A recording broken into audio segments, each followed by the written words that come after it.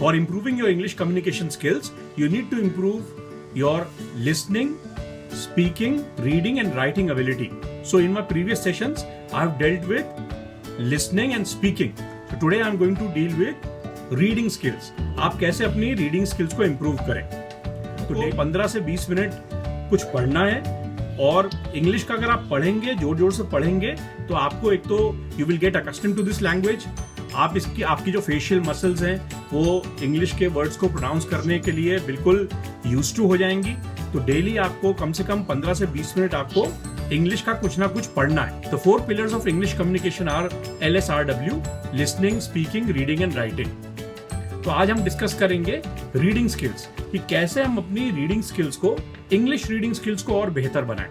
हम कैसे अपनी इंग्लिश की रीडिंग स्पीड को बढ़ाएं और कैसे हम चीजों को जो पढ़ें वो हमको जल्दी समझ में आए, यानी कि हमारा ओवरऑल कॉम्प्रिहेंशन अच्छा हो. और reading comprehension is directly linked to your vocabulary.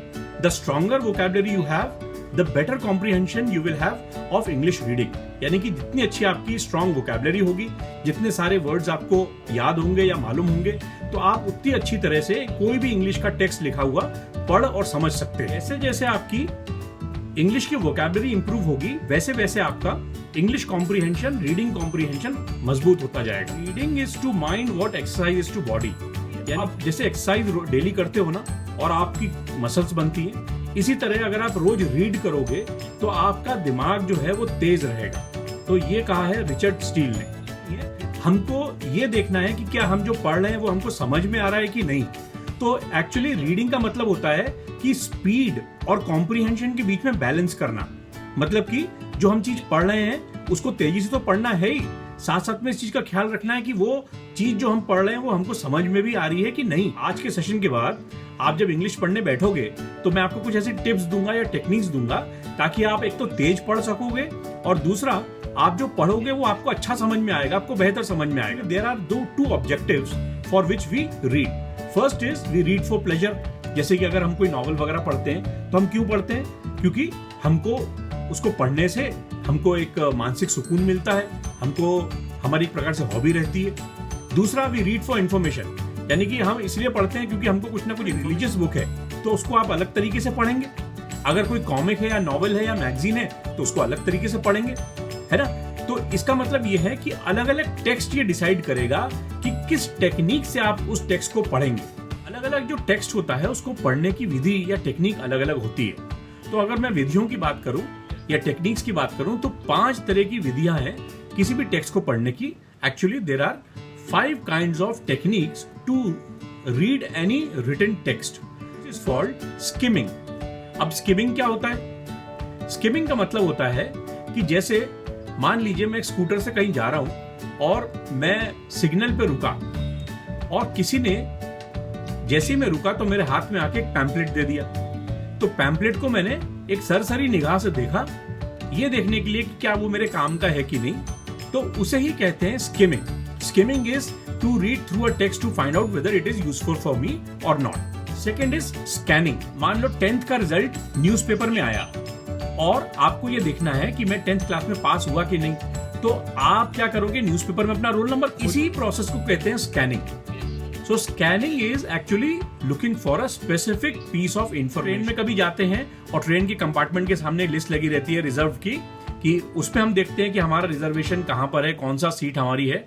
उसे ही कहते हैं scanning. Your text books, you read thorough. जैसे कि आप अपनी टेक्स्ट बुक्स पढ़ते हैं तो अपनी टेक्स्ट बुक्स जब आप पढ़ते हैं तो एक चीज को 1 या 2 बार पढ़ते हैं और काफी गहराई से पढ़ते हैं और काफी समझ के पढ़ते हैं. उसे ही कहते हैं इंटेंसिव. केमिस्ट्री, मैथमेटिक्स की जैसे आप बुक्स पढ़ते हैं ना तो उसे कहते हैं इंटेंसिव रीडिंग. एक्सटेंसिव रीडिंग का मतलब होता है कि जैसे हमने कोई नॉवल या कोई मैगजीन या फिर कोई कॉमिक जो कि हम मनोरंजन के लिए पढ़ते हैं, that we read as a hobby, is called extensive reading. Word reading वो होता है जिसमें कि मान लीजिए हमारे पास कोई कानूनी दस्तावेज आ गया, कोई लीगल डॉक्यूमेंट आ गया, तो हर एक वर्ड जो है वो इंपॉर्टेंट रहता है.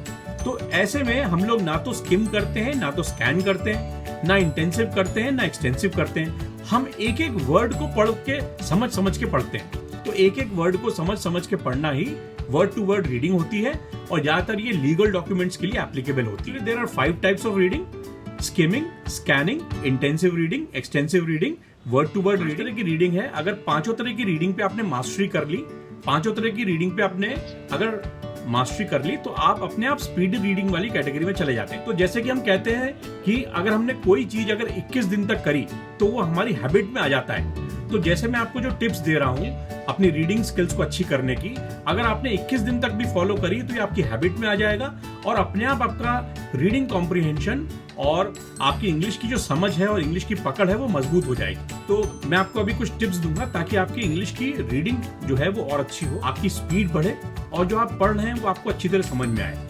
तो सबसे पहले सामने कोई टेक्स्ट आता है तो उसको आप स्किमिंग और स्कैनिंग करें। एग्जाम्पल कि आप जैसे कोई परीक्षा में बैठे और आपके सामने एक क्वेश्चन पेपर आया, तो हम उसको जैसे स्किम करते हैं कि हम देखते हैं ना कि हम इन 7 क्वेश्चंस में से कौन से 5 क्वेश्चंस कर सकते हैं, जल्दी से देखते हैं, उसे ही कहते हैं स्किमिंग। दूसरा, कभी भी आप कुछ पढ़ें तो सबसे पहले उसका हेडिंग देखें। हेडिंग वो बताता है कि वो जो टेक्स्ट है वो किसके ऊपर लिखा गया है। जैसे फॉर एग्जांपल आपके हाथ में एक न्यूज़पेपर आता है तो आप उसकी हेडलाइन देखते हो ना, हेडलाइन में क्या लिखा रहता है, तो हेडलाइन से आपको ये पता चलता है कि जो नीचे कॉलम लिखा है ये किसके बारे में है। इनसे क्या समझ में आता है कि हम इसके अंदर क्या एक्सपेक्ट कर सकते हैं, इसके अंदर क्या लिखा हुआ होगा। तो हेडलाइन आपको हर समय सब्जेक्ट मैटर के बारे में बताता है। तो सबसे पहले हमको क्या देखना चाहिए, हेडलाइन। ये भले ही हम कोई टेक्स्ट बुक पढ़ रहे हो, कोई भी अखबार पढ़ रहे हो, तो सबसे पहले हमको देखना है कि हेडलाइन में या हेडिंग में क्या लिखा है। इसके बाद आते हैं फोटोग्राफ्स। काफी सारे फोटोग्राफ्स भी रहते हैं, तो फोटोग्राफ्स किसी टेक्स्ट में जो दिए रहते हैं वो आपको उस टेक्स्ट से रिलेटेड एडिशनल इंफॉर्मेशन देते हैं और इसी के अंदर फिगर्स, ग्राफ्स, बार चार्ट्स भी हो सकते हैं, जो कि एक प्रकार से कोई भी इंफॉर्मेशन प्रेजेंटेशन करने का तरीका है। A picture is better than 1000 words बोलते हैं, यानी कि एक जो पिक्चर होती है, एक जो तस्वीर होती है, वो 1000 वर्ड्स की कहानी से बेहतर है। तो इसीलिए हम हर समय फोटोग्राफ्स और फिगर्स और जो डेटा प्रेजेंटेशन की और टेक्निक्स हैं जैसे कि पाई चार्ट्स, बार डायग्राम्स, इसको ध्यान से पढ़ें। उसके बाद जब हमने एक बार पढ़ लिया है तो हम उसको समराइज करने की कोशिश करें कि हमने जो पढ़ा है वो क्या है। समराइज करें अपने दिमाग में कि आपने जो पढ़ा है वो किस चीज के बारे में, और वो शॉर्ट होता है। समरी जो होती है वो ओरिजिनल टेक्स्ट का 1/3 पोर्शन होता है और वो ओरिजिनल टेक्स्ट से शॉर्ट होता है। उसके बाद लास्ट में आते हैं जिस्ट।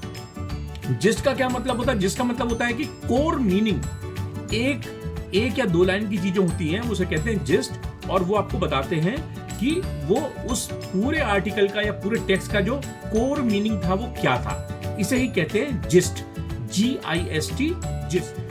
अब हमको अगर अपनी इंग्लिश की रीडिंग स्पीड इंप्रूव करनी है तो हम एक पॉइंटर यूज कर सकते हैं। पॉइंटर क्या होता है, जैसे कि मान लो मैं पढ़ रहा हूं तो मैं अपनी उंगली रख के और उस लाइन को पढ़ने की कोशिश करूं।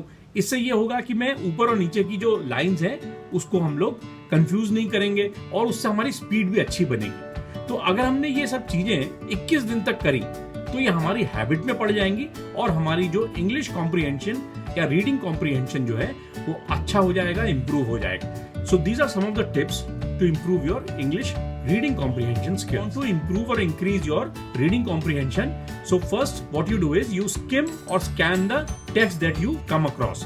That is you find out what kind of text it is and you do it very fast. Then is you pay attention to the heading and the title. It tells you what the subject matter of the whole text is all about. Then you also pay attention to the photographs or diagrams or graphs that are there. They are a kind of representational data which is there. Then you can summarize what you have read. The summary should not be more than 1/3 of the text, and then you have to understand the gist as to what was the core meaning of the text all about. If you want to improve or increase your speed, you can use a pointer like this. You can either use a pen or you can use a finger. जब आपके सामने एक newspaper आता है तो उसके अलग अलग कॉलम्स को अलग अलग प्रकार से पढ़ते हो। न्यूज़पेपर जैसे आपके हाथ में आता है आप उसको स्किम करते हो। उसके बाद अगर कोई पर्टिकुलर इन्फॉर्मेशन आपको ढूंढनी है जैसे कि आपका रोल नंबर वगैरह तो आप स्कैन करते हो। अगर कोई ऐसा आर्टिकल है जो कि कोई साइंस वगैरह पे है तो आप इंटेंसिवली रीड करते हो। अगर कोई जैसे कि फिल्मी कलाकारों के बारे में चाहिए तो आप एक्सटेंसिवली रीड करते हो। अगर कोई कानूनी नोटिस निकला है उसके अंदर तो आप उसको वर्ड टू वर्ड पढ़ते हो।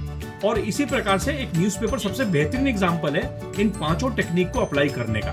जब आपको ये मालूम चल जाता है कि कौन से टेक्स्ट को कैसे पढ़ना है, तो अपने आप आपकी स्पीड जो है वो इंप्रूव हो जाती है और तब आप छठवें अपने मुकाम पे पहुंचते हो, जिसे कहते हैं हम speed reading. So in this way you can improve and increase your English comprehension by using these 5 techniques. So you have seen how we can use these 5 techniques to improve your English comprehension.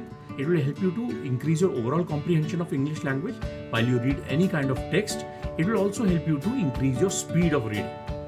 If you like the content of my channel, then you can subscribe and like it, and do not forget to press the bell icon.